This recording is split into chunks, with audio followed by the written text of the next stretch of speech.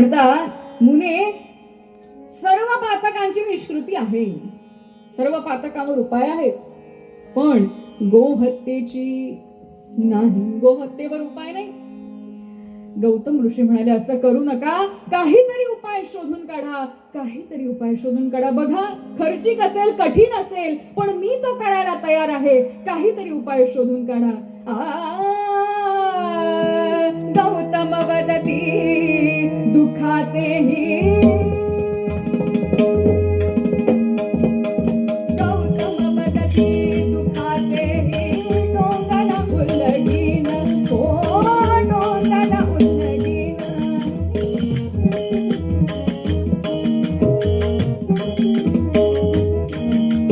गौतम वदती दुःखाचेही डोंगर उल्लगीन, अहिमुखी हात घालून विष अंकुर निपटीन, परी सोडवा गोहतेचा पातकातून मजला, ओ पातकातून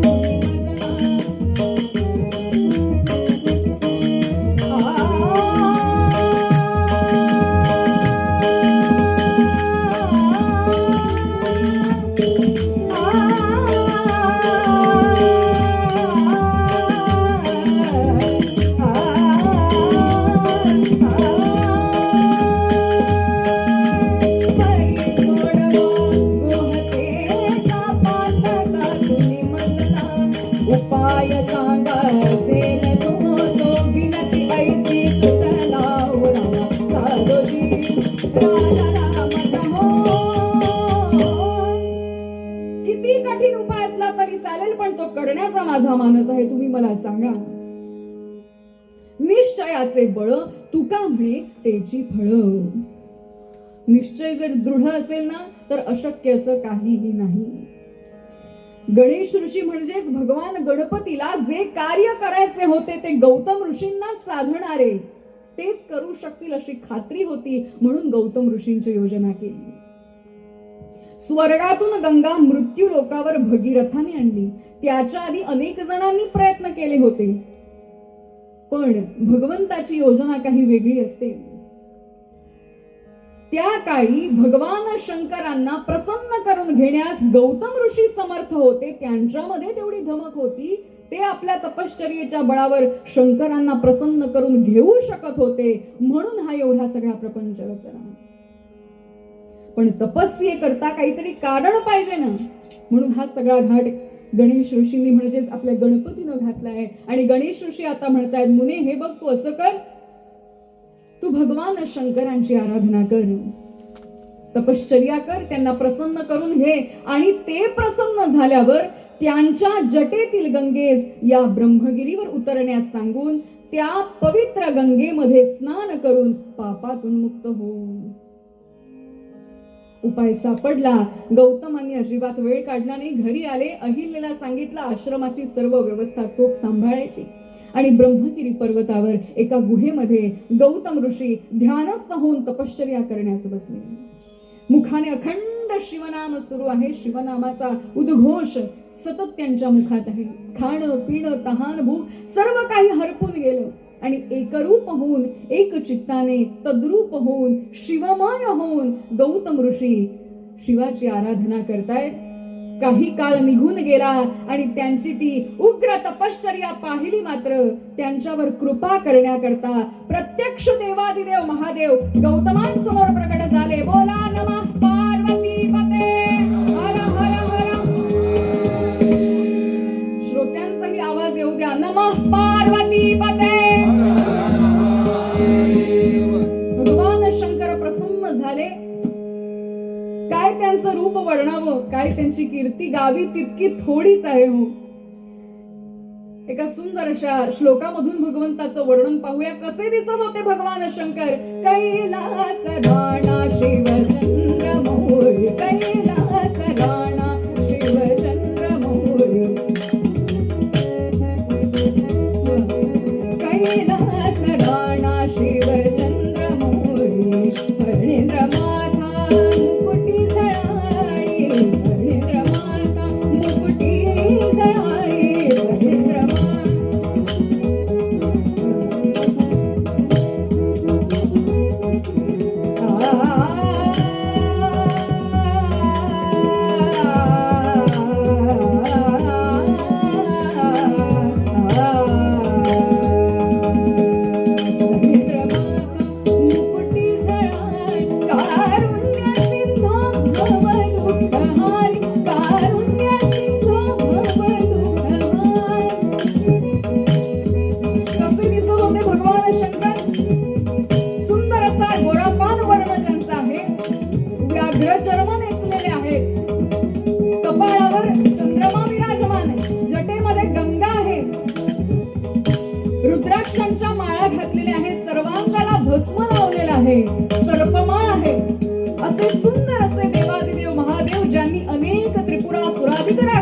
असुरांचा वध केला आणि भक्तांच्या रक्षणाकरता उभे राहिले.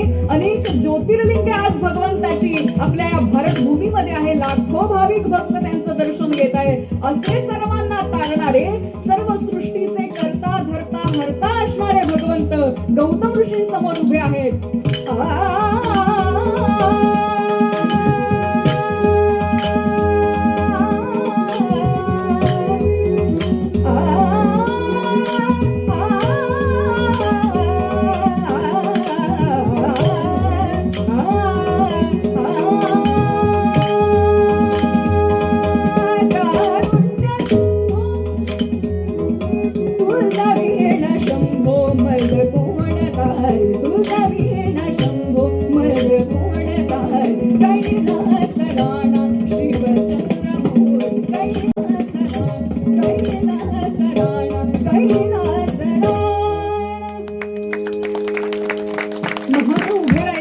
गौतम ऋषींना म्हणतायत, मुने उठा, मी प्रसन्न आहे, काय पाहिजे तो वर मागा, वरम ब्रूहि. तेव्हा गौतम ऋषी म्हणाले, एकच इच्छा आहे प्रभू, माझ्या हातून गोहत्येचे पातक घडले आहे, तरी एकच इच्छा मागतो, आपल्या जटेतील गंगेने या ब्रह्मगिरीवर उतरावे, त्या पवित्र गंगेमध्ये स्नान करून मी पापातून मुक्त होणार. त्यांचा हा उपाय ऐकताना गंगा ही भगवंताजवळ होती. ती म्हणाली, प्रभू, गौतम ऋषींना हा वर देऊ नका, कोणता तरी दुसरा उपाय सांगा, अजून काहीतरी करायला सांगा, पण मी काही खाली उतरणार नाही. भगवान शंकर गंगेला सांगताना म्हणताय, अगं गंगे, माझ्या भक्तानं मनोभावे भक्ती करून, तपश्चर्या करून, खडतर परिश्रम घेऊन माझ्याजवळ हा वर मागितला आहे. माझ्या भक्ताची इच्छा मला पूर्ण करायचीच आहे, तुला खाली उतरावंच लागेल. एवढं सांगूनही गंगा काही ऐकेना. त्याबरोबर भगवान शंकरांनी आपल्या जटा सोडल्या आणि ताड ताड करून समोरच्या शिलाखंडावर आपटल्या. त्याबरोबर श्रोते हो, गंगा सळकन खाली आली, पण गुप्त झाली, दिसेनाशी झाली. आता मात्र शंकरांना राग आवरेना. ते म्हणाले, गंगे, माझ्या तृतीय नेत्राच्या वंदीने तुला आटवून टाकीन. गंगे प्रगट हो, गंगे प्रगट हो, गंगे प्रगट हो. तो भगवान शंकरांचा राग बघितला आणि काही अंतरावरच गोमुखातून गंगा वाहू लागली. श्रोते हो, शंकर प्रकट झाले, ते त्र्यंबकेश्वर झाले आणि गंगा गोदावरी म्हणून प्रसिद्ध झाली. गौतमामुळे गंगा ब्रह्मगिरीवर उतरली, म्हणून तिला गौतमी, गौतमी गंगा असेही म्हटले जाते. यातून आपल्याला काय बोध घ्यायचा आहे, तर गौतम ऋषींनी आपल्याला झालेलं पातक हरण करण्याकरता ज्या निश्चयाने भगवंताचं नाम घेतलं, तो आदर्श आज आपणही घेऊया. तुमच्या आमच्यामध्ये पापी नाही असं कोणीच नाहीये. तुम्ही आहात, माझ्याकडूनही पाप घडतं. हेच पाप तारण्यासाठी, ही पर्वतप्राय पापे नष्ट होण्यासाठी आणि आमच्यातली भक्ती सद्गुण वाढण्यासाठी एकमेव साधन म्हणजे त्या भगवंताची भक्ती होय, त्याचं नाम होय. ते आम्ही सर्वांनी घेऊया. आज महाशिवरात्रीचा उत्सव आहे. त्या भगवान शंकरांच्या नामामध्ये आपलं संपूर्ण जीवन व्यतीत करण्याचा प्रयत्न करूया. श्रोते हो, गंगा सुद्धा काही सामान्य नव्हती. विष्णूंच्या चरण कमलापासून जिचा उगम झाला, अशी ही गंगा तुम्हा आम्हा सर्वांना तारण्याकरता आज आमच्यामध्ये उपस्थित आहे. आणि आज महाकुंभ सोहळ्यामध्ये लाखो भाविक, हजारो भाविक त्या गंगेमध्ये स्नान करून पवित्र झाले आहे. ऋषी मुनी साधू संत सर्व या गंगेमध्ये स्नान करणं पवित्र मानतात. अशी ही गंगा, तिचंही रक्षण करूया, तिलाही कचऱ्यापासून तिचीही स्वच्छता राखण्याचा प्रयत्न करूया, तिलाही वंदन करूया आणि भगवान शंकरांच्या भक्तीमध्ये, नामामध्ये सद्गुण वाढवून, परोपकार पुण्य करून हा देह सन्मार्गी लावूया, सार्थकी करूया. मूळ पद्यात पद्यकार तेच सांगतात. धन्यवाद. सुंदर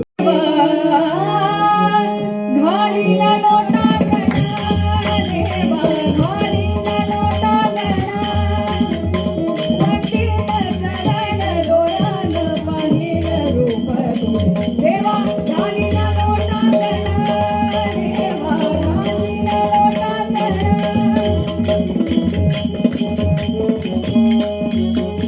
मोरया मोरया काढताने तुझी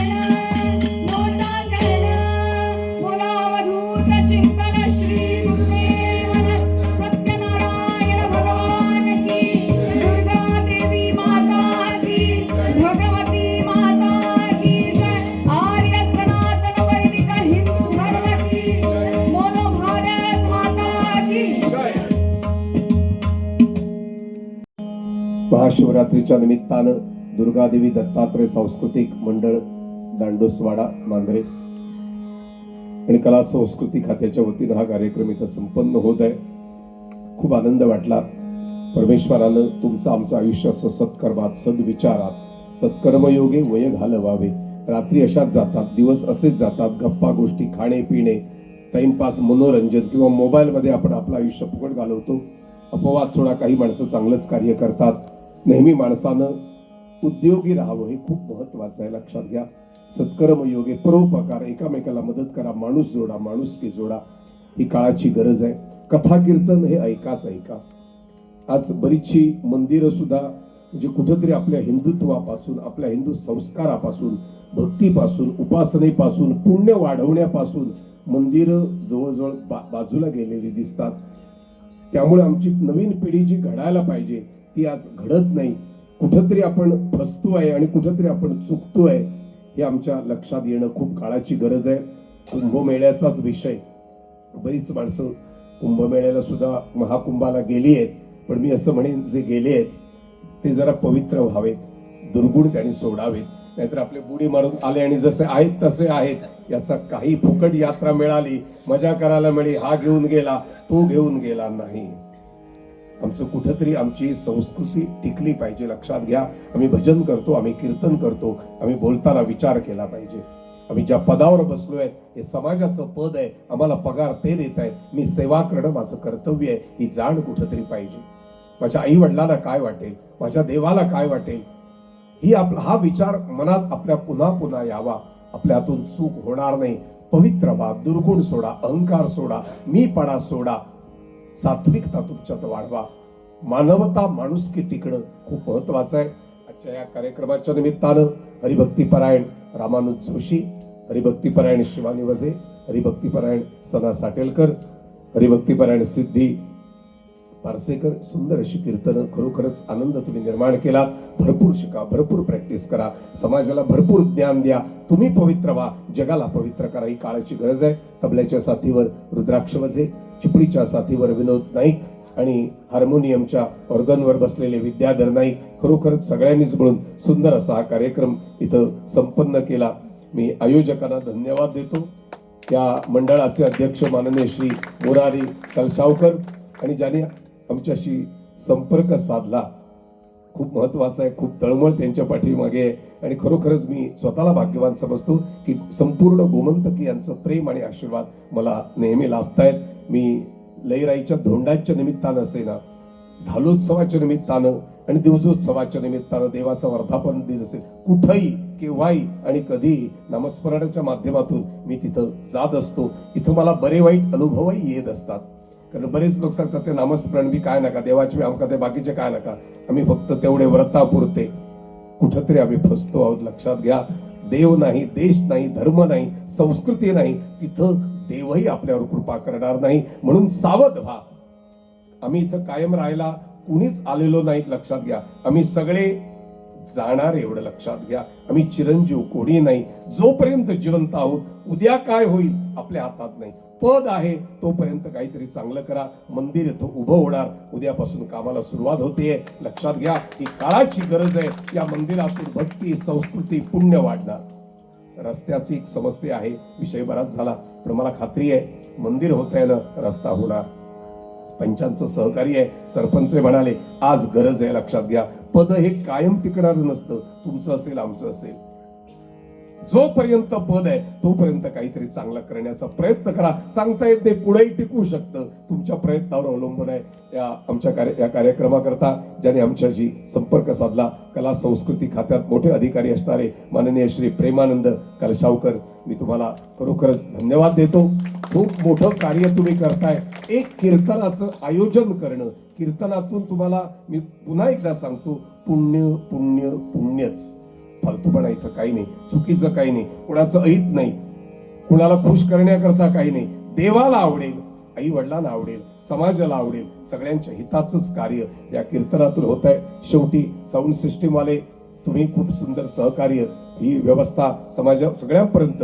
श्रोते कमी असल्याची मला अजिबात चिंता वाटत नाही. तुम्ही दर्दी आहात एवढं लक्षात घ्या. मी श्रोत्यांनाही मनापासून नमस्कार करतो. आणि खरोखरच आनंद इथं तुम्ही निर्माण केला. वेळ किती झाला याला महत्व नसतं, वेळ कशात गेला याला महत्व असतं. लक्षात घ्या, हा लक्षात घ्या. पुण्यात वेळ गेला. आमचे सोमनाथजी पारसेकर सर इथं आहेत. सुरुवातीला ते म्हणाले, बुवा मांजऱ्यात येत आहे ना, पहिल्यांदा आमच्या घरी तुम्ही आलं पाहिजे. पूर्वीपासून प्रेम. मला वाटतं मांजऱ्यात सुद्धा 2 कीर्तन शिबिरं झाली, एक पारसेकर सरांच्या घरी आणि इथं आमच्या खलप हायस्कूल मध्ये झालं होतं. लक्षात घ्या. आमचे सुधाकर साटेलकर त्यांचे मेवणे इथं आहेत, त्यांच्यानी पुढाकार घेतला. गोव्यामध्ये आजपर्यंत आम्ही 34 निवासी स्वरूपाची कीर्तन प्रशिक्षण शिबिरं घेतली. अजूनही आमचे प्रयत्न चालू आहेत. मी तुम्हालाही सांगतो, मी पालकालाही सांगतो, ज्यांना वाटतं आमचं शिबिर पेपरवर जाहीर येतं, कधी तुम्हाला वाटलं तुम्ही तिथे येऊन थांबा. कसं शिबिर असतं एकदा बघा. संस्कार म्हणून काय असतं, दिंडी असेल, प्रभात फेरी असेल, नामस्मरण असेल, योगासन. आम्ही मुद्दाम मुलाला कंपल्सरी 1.5 तास योग प्रशिक्षक आम्ही बोलवतो. सगळ्या दृष्टीनं ही पिढी आमची मजबूत व्हावी. संस्कृत असेल, संगीत असेल, अभंग असेल, शारीरिक डॉक्टरना सुद्धा आम्ही बोलवतो. मुलांचं आरोग्य कसं राहील, सगळ्या दृष्टीनं सक्षम व्हा. जातीपातीत कुठेही अडकू नका. मी पुन्हा एकदा भगवंताकडे सगळ्यांच्या करता आम्ही एकदा लोटांगण घालूया. आपले सुद्धा इथले जे काही संकल्प आहेत त्या परमेश्वरानं पूर्ण करावेत म्हणून शेवटची एक प्रार्थना, घालीन लोटांगण, असं मुलं ही प्रार्थना करतील आणि या कार्यक्रमाची सांगता होईल. धन्यवाद सगळ्यांना. नमस्कार. जय श्रीराम. अवधूत चिंतन श्री गुरुदेव रत्न.